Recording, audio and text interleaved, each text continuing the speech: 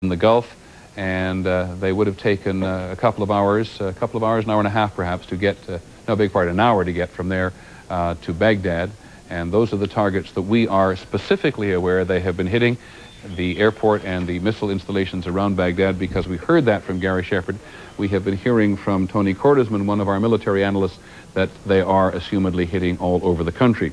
Also joining us from Boston is General Bernard Trainer, who's also going to be a resident military analyst for us for the duration of this war. General Trainer, what are your first thoughts? Well, Peter, I think this is probably the start of a massive air campaign. I would suspect there's probably between 400 to 600 aircraft in this initial wave.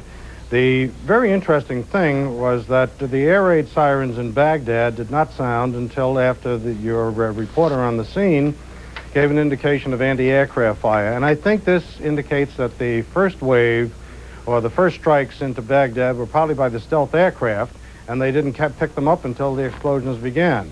Now, with regard to targets, particularly in view of the fact that they lost their communications out of Baghdad, I would suspect one of the principal targets that the stealth was after was the electrical grid, the communications grid, which allowed Baghdad to communicate and produce electricity. So at this point, I think the game plan to electronically cripple the Iraqis is well underway. Just to remind our audience, or to tell our audience, in case you haven't seen General Trainer with us before, that he's had as much experience as any senior American military officer with the Iraqis. You spent about 6-7 months with the Iraqi military, didn't you?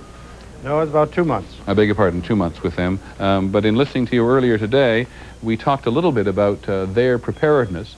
If the air raid sirens didn't work, as you say, they didn't, and we didn't hear them for quite some time, are you surprised?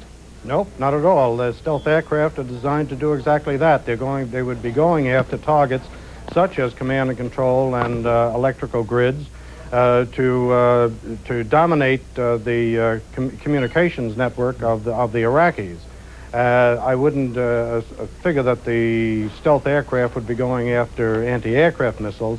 The other aircraft, which will follow and surely are in the air at this point, will be going after that sort of target. Give us a sense, General Trainer, of how much is in the air at the moment and where you think it may be just in terms of flying time. Well, I'm just assuming that we can generate a rate of about 2,000 attacks in a 24-hour period, given the number of aircraft that we have over there.